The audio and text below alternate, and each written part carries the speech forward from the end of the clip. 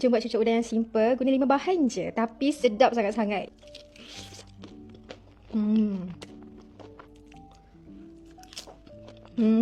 Luar memang rangup, dalam lembut macam bantal.